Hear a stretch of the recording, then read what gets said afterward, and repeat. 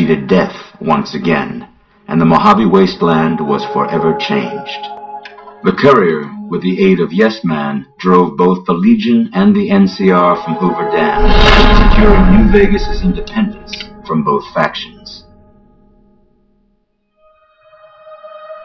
With Mr. House out of the picture, part of the Securitron army was diverted to the Strip to keep order. Any chaos on the streets was ended. Quickly. Chaos became uncertainty, then acceptance with minimal loss of life.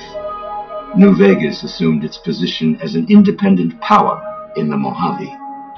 Supporting the ideals of independence, the courier was recognized as the man responsible for a truly free New Vegas. He ensured Mr. House's tyranny was broken, and neither Caesar's Legion nor NCR would ever gain control over New Vegas. Tabitha and Rhonda went east, through Caesar's land. Occasionally, tales of their exploits found their way back west, though few believed them. Eventually, the stories concerning the duo were collected and published, and proved to be quite popular with children. Still grappling with self-doubt over his usefulness in the face of old age, Raoul was never able to find peace with himself. Eventually, he left the Mojave and assumed a new name, as he had done so many times before.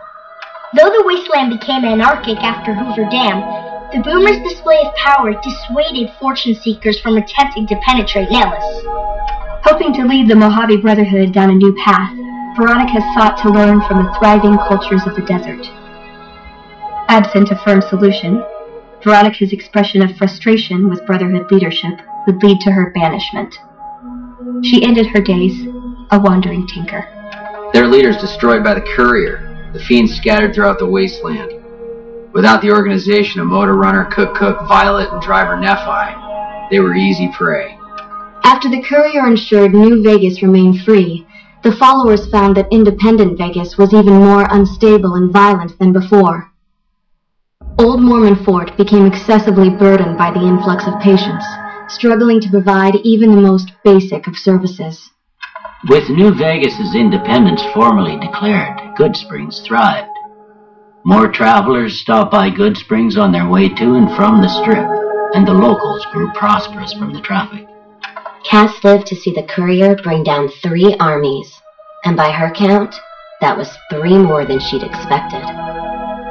She kept quiet about that, though. During the Battle of Hoover Dam, the Great Khans quickly evacuated Red Rock Canyon and headed north and east into the plains of Wyoming. There, they reconnected with the followers of the Apocalypse and rebuilt their strength.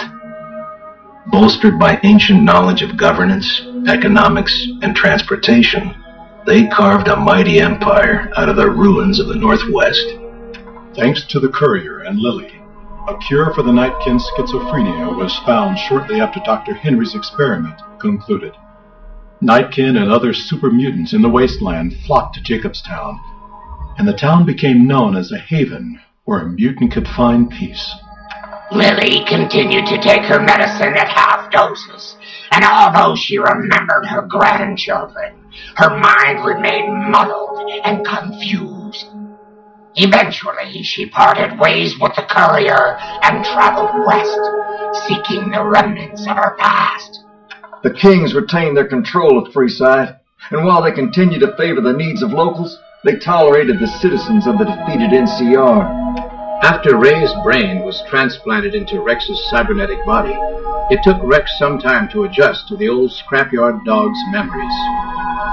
Eventually, Rex's mind settled peacefully, melding his own memories with that of long travels with old Lady Gibson.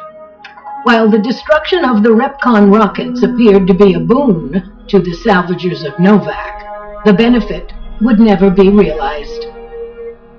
Radioactive fuel from the wrecked ships seeped out and contaminated the area. Salvagers were forced to move on, and the town was abandoned. After Hoover Dam, the leaderless powder gangers at the correctional facility vanished into the wastes, leaving the prison empty. The correctional facility became another abandoned ruin in the wasteland, its carcass occasionally picked over by enterprising prospectors. After the majority of the Vault 19 powder gangers joined the Great Khans, the weaker members scattered throughout the Mojave wasteland.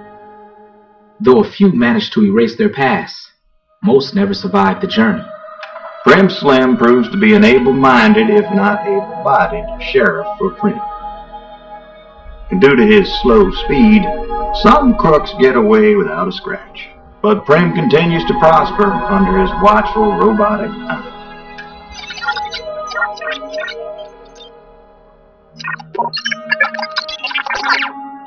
And so the courier's road came to an end, for now. In the new world of the Mojave Wasteland, fighting continued, blood was spilled, and many lived and died just as they had in the old world. Because war never changes.